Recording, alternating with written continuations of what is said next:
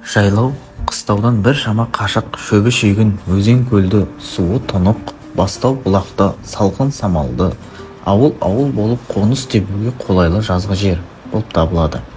Қазақтың елінің дәстүрлі жайлауы Сарыарқа атырабы мен орманды, желді өлкелерде, Қазақстанның солтүстік батысында Мұғалжар, шығысында Алтай, Сауыр, Тарбағатай, оңтүстік шығысында Жетісу, Іле Алатауы, оңтүстігінде Қаратау өңірі болып табылады. Жайлаулар шөбінің шүйгінді, суының тұнығына қарай қоң жайлау, жүн жайлау деп аталады. Шідертінің шөбі бал, өлеңтінің суы бал деген сияқты халық бағалауы өлең жолдарымен де айтылады.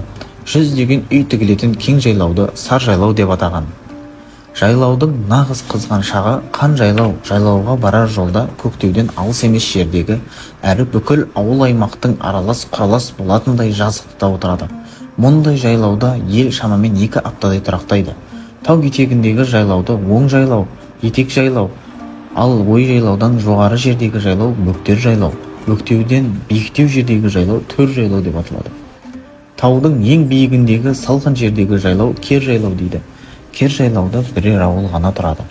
Жайлаудың 4 түлік малға оңтайлы өріс болуымен қатар, жұртшылық ел адамдары үшін де қолайлы әлеуметтік мәдени кеңістік болған.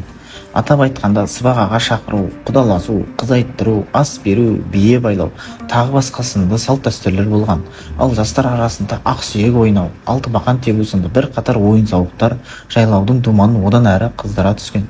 Ел ішінде құқықтық қатынастарға байланысты белер шешетін даулар жаз жайлауда қаралып аяқталған. Елдің ішкі сыртқы саяси әлеуметтік мәселесі де ел ағалары би сұлтандар бас қосқан мәртебелі жиналыстарда қаралып шешілетін болған.